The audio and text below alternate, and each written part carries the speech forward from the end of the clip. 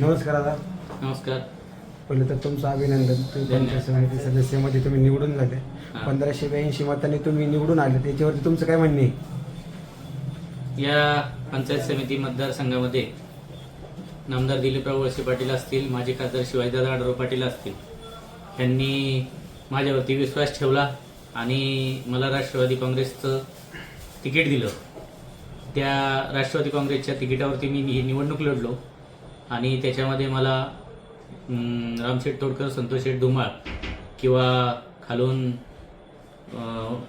बरेचसे रामदास आढळराव असतील किंवा सुनील तोत्रे, प्रत्येक गावाचे सरपंच असतील, सर्व सहकारी आमचे राष्ट्रवादी काँग्रेसचे पदाधिकारी या सर्वांनी खूप काही सहकार्य केलं. त्याचा मला खूप काही फायदा झाला. आज मी 1582 मतांनी ची आघाडी घेऊन निवडून आलो. हे मला वाटलं सुद्धा नव्हतं, अपेक्षित सुद्धा नव्हतं.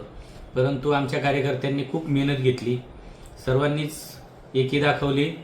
राष्ट्रवादी काँग्रेस पक्ष असेल, इतरही आमची आघाडी असेल, यांनी सर्वांनी सहकार्य केल्यामुळं आम्हाला हे शक्य झालं. तुम्ही पेठचे सरपंच असताना तुम्ही जो गावचा विकास केला, आता तुम्ही पंचायत समिती सदस्य, इथून पुढे तुमच्या पुढील 5 वर्षाचा आराखडा काय असेल?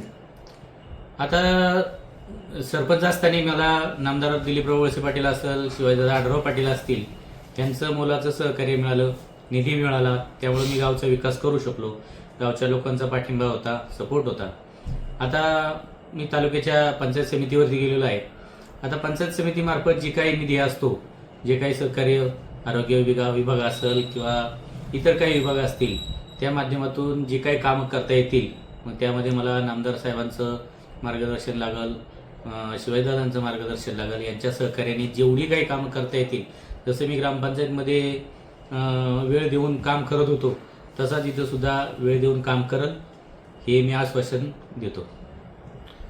तुम्ही आता पंचायत समिती सदस्य आहेत, तुम्ही सातगाव पठाराच्या पाण्याचा प्रश्न कशा प्रकारे सोडवणार?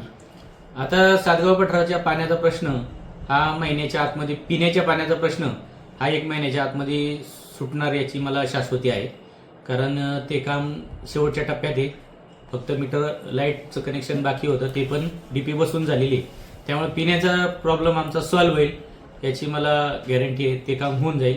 आणि शेतीसाठी जे येणारा कडमोलीचा प्रकल्प आहे, तो आता अजून त्याची सुप्रमाण निघालेली आहे. ते लवकरच आम्ही नामदार साहेबांच्या मागे लागून ते काम करून घेऊ. तुमचं जिल्हा परिषदचं सीट थोड्या मताधिक्यावरून गेले, याच्यावरती तुमचं काय म्हणणे आहे? आता ते थोडंसं आम्ही कमीच पडलो असं म्हणावं लागेल. कारण देवीदास दरेकर हे पहिले सदस्य होते जिल्हा परिषदला, त्यामुळं ते लोकांमध्ये पोहोचलेले होते. आणि आमच्या मंगलताईंना उमेदवारी थोडी उशिरा जाहीर झाली, त्यामुळं आम्ही लोकांपर्यंत त्यांना पोहोचू शकलो नाही. कारण आमच्या सातगाव पठार असेल, लांडेवाडी भागामध्ये त्यांना पाहिजे तशी आघाडी मिळाली नाही. कारण ते उमेदवार उशिरा जाहीर झाल्यामुळं सर्वांपर्यंत पोहोचणं थोडं अवघड झालं. बाकीच्या उमेदवारानं त्यांनी खर्चही खूप केला, खूप काही कार्यक्रम घेतले होते आणि सदस्य असल्यामुळं त्यांनी कामं थोडीशी केली होती. त्यामुळे लोकांमध्ये त्यांची चर्चा होती किंवा माहिती होती.